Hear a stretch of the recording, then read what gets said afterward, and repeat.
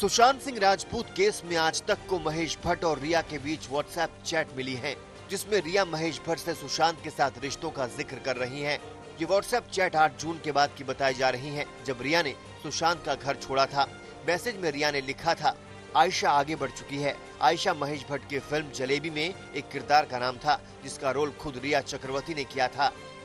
आयशा अब आगे बढ़ गई सर, भारी मन से, सुकून के साथ। आपका पिछला कॉल आंखें खुलने वाला था। आप मेरे प्यारे हो। आप पहले भी थे और अब भी हैं। पीछे मत देखो, जो जरूरी है वो करो।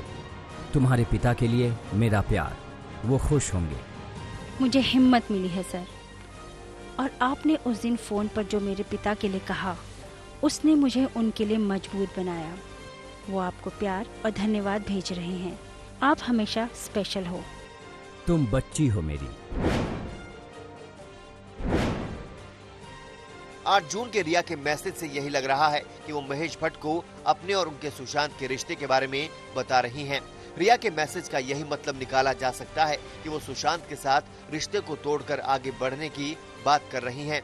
इस चैट से ये भी साफ है कि रिया पहले भी महेश भट्ट से इस बारे में बात कर चुकी थी। वो सुशांत से जुड़े अपने रिश्तों पर महेश भट्ट से सलाह लेती थी। आपने मेरे पंखों को एक बार फिर उड़ान दी, एक जिंदगी में दूसरी बार। आराम करो। शांति। Happy birthday. मैं हंस रही हूँ। आई लव यू मेरे बेस्ट मैन।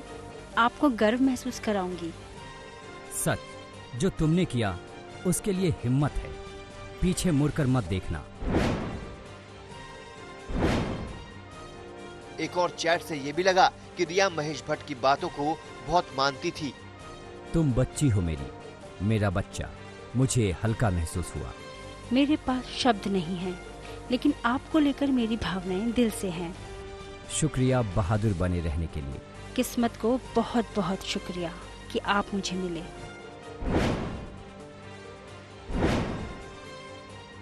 हालांकि इन चैट में कहीं भी सुशांत का नाम नहीं है। सुशांत की मौत के बाद रिया और महेश भट्ट का नाम बॉलीवुड में उछला था। कंगना रनौत ने भी महेश भट्ट पर गंभीर आरोप लगाए थे। वहीं मुंबई पुलिस भी सड़क 2 में सुशांत को लेकर महेश भट्ट से पूछताछ कर चुकी है। रिया और महेश भट्ट की चैट का एक और हिस्सा देखिए। आप सही थे। इस दिन के लिए हमारी मुलाकात हुई थी। आपके बोले हुए हर शब्द गूंजते हैं। मैं आपके निस्वार्थ प्यार को महसूस करती हूँ।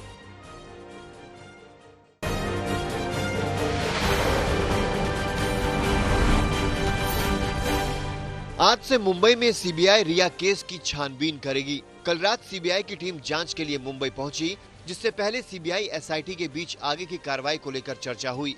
सीबीआई मुंबई पुलिस से केस से जुड़े दस्तावेज लेगी। वहीं बीएमसी ने साफ कर दिया है कि सीबीआई अधिकारियों को क्वारंटीन नहीं किया जाएगा। सीबीआई टीम के मुंबई आने पर मुंबई पुलिस ने सहयोग की बात कही है। सीबीआई की 5 सदस्यीय टीम एसपी नुपुर प्रसाद की अगुवाई में मुंबई पुलिस से दस्तावेज लेगी और सुशांत केस की जांच कर रहे पुलिसकर्मियों से मिलेगी। सीबीआई की 10 सदस्यीय टीम केस पर काम करेगी। टीम को 3 हिस्सों में बांटा जाएगा। हर टीम में 3 सदस्य होंगे, जो एसआईटी के प्रमुख मनोज शशिधर को रिपोर्ट करेंगे। पहली टीम के ऊपर केस से जुड़े अहम दस्तावेज रिपोर्ट को जमा करने की जिम्मेदारी होगी, जैसे केस डायरी, क्राइम सीन की तस्वीरें, पोस्टमार्टम रिपोर्ट, फोरेंसिक रिपोर्ट और गवाहों के बयान। दूसरी टीम रिया चक्रवर्ती उसके परिवार से पूछताछ करेगी। सुशांत के पूर्व मैनेजर, सुशांत के घर उस वक्त मौजूद रहे लोगों से पूछताछ होगी। सीबीआई की तीसरी टीम प्रोफेशनल लड़ाई, बॉलीवुड सेलिब्रिटी के सुशांत के साथ रिश्तों के एंगल से जांच करेगी और सुशांत का पोस्टमार्टम करने वाले डॉक्टरों से भी बात होगी। यही टीम क्राइम सीन रिक्रिएट करेगी। छानबीन की जाएगी उन फोरेंसिक के डॉक्टर्स से कि टाइम ऑफ डेथ क्यों नहीं डाला उसमें पोस्टमार्टम रिपोर्ट में, क्योंकि टाइम ऑफ डेथ जो है वो बड़ा क्रूशियल हो जाएगा इसमें। अगर टाइम ऑफ डेथ इनका अगर कोई 10 घंटा पहले का, तो ऑब्वियसली ये जो सर्वेंट बोल रहे हैं कि जूस पीने निकले, तो सब झूठ है बिल्कुल। इसी के साथ सीबीआई की टीम ईडी की भी मदद लेगी। ईडी की मनी लॉन्ड्रिंग केस की अब तक की जांच को खंगालेगी। डीसीपी अभिषेक त्रिमुखे को सीबीआई और मुंबई पुलिस के बीच जांच में सहयोग के लिए नोडल ऑफिसर बनाया गया है। डीसीपी अभिषेक सुशांत केस की जांच में शामिल रहे हैं। मैं एक पुलिस अधिकारी की हैसियत से यह आपको बता सकता हूं अपने अनुभव से कि सीबीआई के सारे अधिकारी इस घटना पर पूरा ट्रैक रख रहे होंगे और वो जो चाहते हैं वैसे वो सीबीआई भले ना करे, लेकिन सीबीआई के चंगुल से किसी दोषी का बच करके निकलना इस केस में कम से कम अब संभव नहीं है। सीबीआई सबसे पहले ये पता करेगी कि ये सुसाइड का केस है या मर्डर का। अगर ये मर्डर का केस है तो फिर कातिल की तलाश होगी। अगर सुशांत ने आत्महत्या की तो उसकी वजह क्या है ये पता लगाया जाएगा। कल मुंबई पुलिस के कमिश्नर परमबीर सिंह ने महाराष्ट्र के गृह मंत्री अनिल देशमुख से एक बार फिर मुलाकात की, जिसमें मामले को लेकर चर्चा हुई। इस दौरान मीडिया के सवालों का जवाब देते हुए पुलिस कमिश्नर ने कहा कि वो सीबीआई का पूरा सहयोग करेंगे।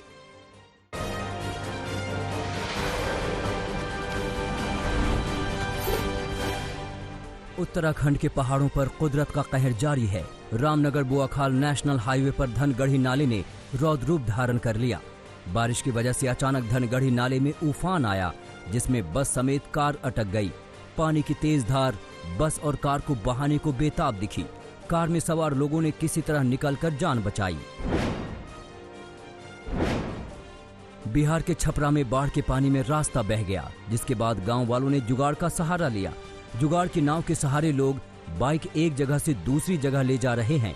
हालांकि इसके जरिए बाइक ले जाने के लिए एक शख्स को 50 से 100 रुपए देना पड़ रहा है। बाढ़ प्रभावित गांव में 1 फीट पानी बढ़ने से पीड़ितों की चिंता बढ़ गई है।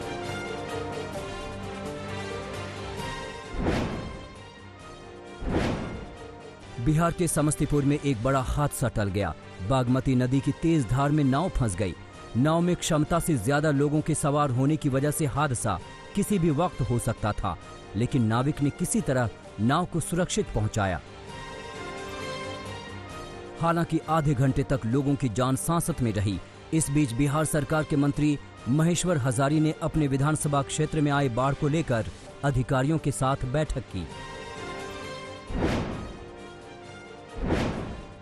बिहार के दरभंगा में सैलाब की रफ्तार थोड़ी धीमी पड़ी है, लेकिन लोगों की मुश्किलें कम नहीं हो रही हैं। दरभंगा में 2220 पंचायत बाढ़ से प्रभावित हैं। खेत, खलिहान, सड़क, स्कूल अब भी डूबे हुए हैं। बाढ़ की वजह से हजारों लोग दरभंगा समस्तीपुर मुख्य सड़क मार्ग पर डेरा डाले हुए हैं।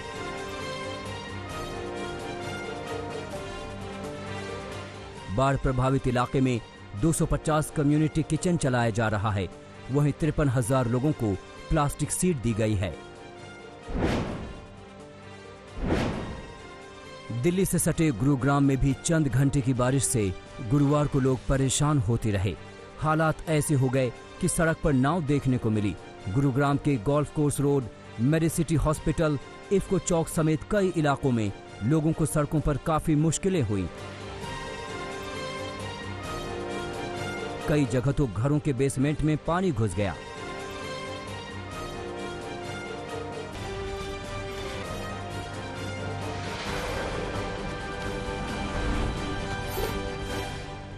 आंध्र प्रदेश के कुरनूल में लगातार बारिश हो रही है, जिसकी वजह से श्री शैलम बांध के 5 गेट खोलने पड़े। जब पानी छोड़ा गया तो 10 फीट की ऊंचाई तक पहुंच गया। ये नजारा देखने में बेहद खूबसूरत लग रहा है। ये विहंगम नजारा रोमांच पैदा कर रहा है, लेकिन खतरे की वजह से बांध से पानी छोड़ा जा रहा है।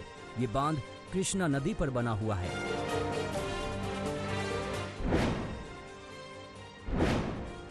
गुजरात के राजकोट में बरसाती नदी में अचानक बाढ़ आने से एक युवक फंस गया, जिसके बाद उसकी सांसें अटक गईं। उपलेटा तालुका के गढ़ाना गांव में मोज नदी में युवक काफी देर तक फंसा रहा। गांव वालों ने बचाने की कोशिश की। काफी मशक्कत के बाद युवक को सैलाब की तेज धार से निकाला जा सका।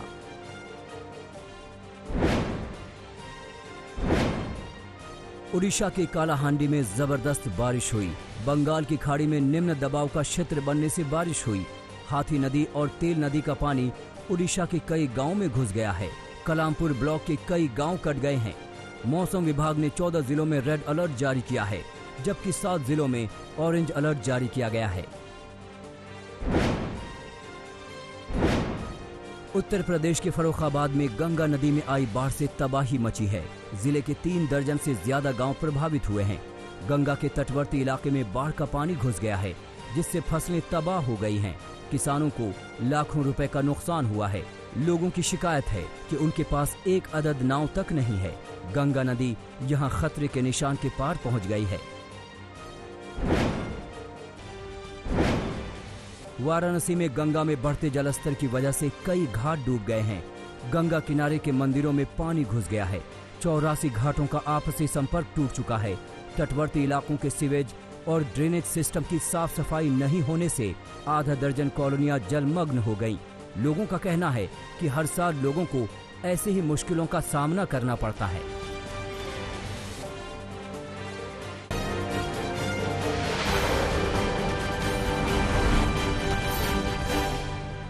केंद्र सरकार के एक और मंत्री गजेंद्र सिंह शेखावत कोरोना संक्रमित हो गए हैं। शेखावत ने खुद ट्वीट करके इसकी जानकारी दी। उन्हें गुरुग्राम के मेदांता अस्पताल में भर्ती कराया गया है। शेखावत को कोरोना जैसे लक्षण दिखने के बाद टेस्ट कराया गया, जिसमें रिपोर्ट पॉजिटिव आई है। उन्होंने हाल में अपने संपर्क में आने वाले लोगों को टेस्ट करवाने को कहा है। शेखावत कोरोना की चपेट में आने वाले 5वें केंद्रीय मंत्री हैं। इससे पहले अमित शाह, धर्मेंद्र प्रधान, अर्जुन मेघवाल और श्रीपद नाइक भी संक्रमित हो चुके हैं। महाराष्ट्र में कोरोना की संक्रमण की भयावह शक्ल दिखने लगी है। बीते 24 घंटे में महाराष्ट्र में करीब 14,500 नए मरीज सामने आए। ये अभी तक रोजाना संक्रमण का सबसे बड़ा आंकड़ा है। महाराष्ट्र में मौत का आंकड़ा भी तेजी से बढ़ रहा है। 24 घंटे में 326 मरीजों की मौत हो गई। राज्य में कुल 6.5 लाख कोरोना मामले सामने आ चुके हैं। इसमें 1.5 लाख से ज्यादा एक्टिव केस हैं। दक्षिण भारत में कोरोना की रफ्तार तेजी से बढ़ रही है। आंध्र प्रदेश में गुरुवार को 9,300 से ज्यादा नए मरीज सामने आए हैं। राज्य में कोरोना से मौत का आंकड़ा 3,000 के पार जा चुका है। वहीं कर्नाटक में 24 घंटे में 7,385 नए मरीज सामने आए। इनमें से करीब 3,000 मरीज सिर्फ बेंगलुरु में हैं, जबकि तमिलनाडु में करीब 6,000 नए मरीज सामने आए और 116 लोगों की मौत हो गई। फरीदकोट में गुरुवार को 25 पुलिसकर्मियों की कोरोना रिपोर्ट पॉजिटिव आने से हड़कंप मच गया। सभी 25 पुलिसकर्मी एक ही फरीदकोट के सिटी थाने के हैं। रिपोर्ट आने के बाद थाने को 48 घंटे के लिए सील कर दिया गया है।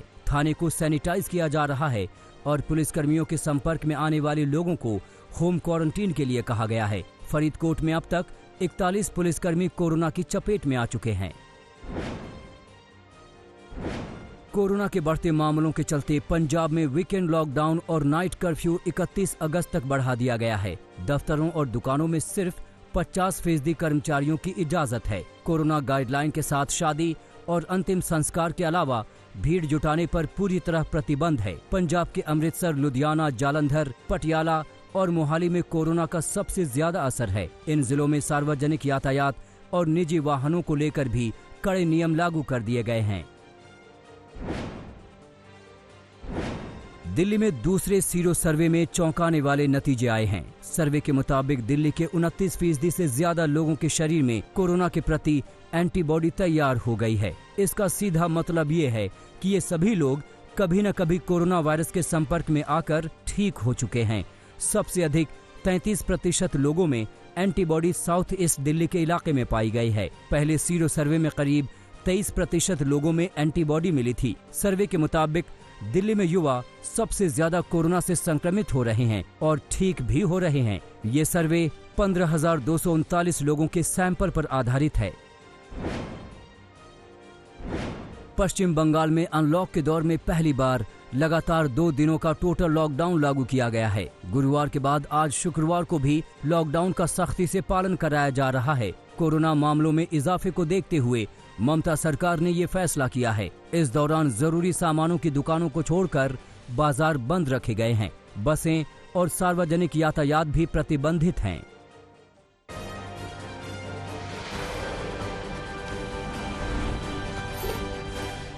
फेसबुक विवाद का मामला गर्मा गया है। बीजेपी सांसद निशिकांत दुबे ने शशि थरूर को संसदीय समिति के अध्यक्ष पद से हटाने की मांग की है। निशिकांत दुबे ने लोकसभा अध्यक्ष ओम बिरला को चिट्ठी लिखकर उन्हें समिति के अध्यक्ष पद से हटाने की मांग की है। बिरला को लिखे पत्र में नियमों का हवाला देते हुए दुबे ने उनसे निवेदन किया है कि वो थरूर की जगह पर किसी दूसरे सदस्य को समिति का अध्यक्ष नियुक्त करें। यूपी में मॉनसून के सत्र का आज दूसरा दिन है। यूपी की कानून व्यवस्था को लेकर विपक्षी योगी सरकार को घेरने की तैयारी में है। मॉनसून सत्र में कांग्रेस कानून व्यवस्था, महिला सुरक्षा, किसानों की बदहाली और बाढ़ जैसे मुद्दे को भी जोर शोर से विधानसभा में उठाएगी। गुरुवार को सत्र की शुरुआत के पहले दिन समाजवादी पार्टी ने विधानसभा कैंपस में प्रदर्शन किया। ये सत्र 3 दिनों का है। यूपी में अपराध में कमी आई है। योगी सरकार ने कल 1 जनवरी से 31 जुलाई 2020 तक के आंकड़े जारी किए, जिसमें दावा किया गया है कि राज्य में बलात्कार, हत्या, लूट और डकैती जैसी घटनाओं के आंकड़ों में बीते साल की तुलना में कमी आई है। डकैती में करीब 44%, लूट में करीब 43%, हत्या में करीब 8%, रेप के मामले में करीब 28%, किडनैपिंग की घटना में करीब 35% की कमी आई है।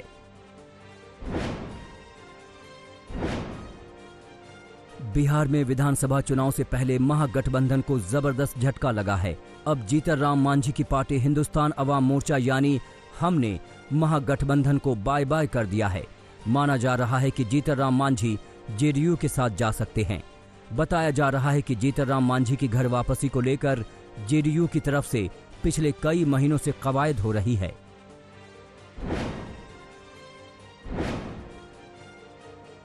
वरिष्ठ वकील प्रशांत भूषण के खिलाफ अवमानना मामले में सुप्रीम कोर्ट ने अपना फैसला सुरक्षित रख लिया है। कोर्ट ने कहा कि 24 अगस्त तक प्रशांत भूषण चाहें तो बिना शर्त माफीनामा दाखिल कर सकते हैं। अगर वो माफीनामा दाखिल करते हैं तो 25 अगस्त को इस पर विचार होगा। सुप्रीम कोर्ट ने सभी पक्षों की दलील सुनने के बाद प्रशांत भूषण को अपने बयान पर पुनर्विचार करने के लिए 2 दिन का समय दिया है। माना जा रहा है कि अब इस मामले की सुनवाई सोमवार को होगी। 27 अगस्त को जीएसटी परिषद की 41वीं बैठक होगी। इसमें राज्यों के राजस्व की क्षतिपूर्ति पर चर्चा होगी।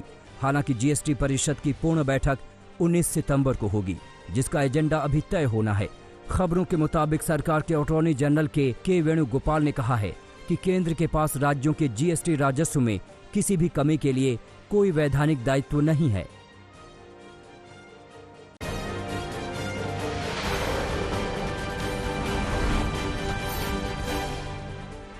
चित्तौड़ जिले में गैस लीक होने के कारण 14 मजदूर इसकी चपेट में आ गए। इनको अस्पताल में भर्ती कराया गया है, जिसमें से 3 मजदूरों की हालत अभी गंभीर बताई जा रही है। मजदूरों को बेहोशी की हालत में अस्पताल में भर्ती कराया गया।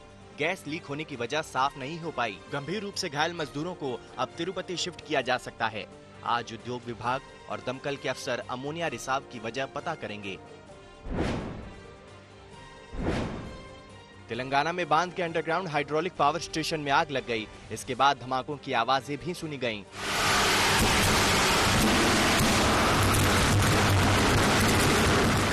पैनल बोर्ड आग की चपेट में आ गए। 0 लेवल से सर्विस बे तक धुआं उठता देखा गया। आग में 9 कर्मचारियों के फंस जाने की खबर है।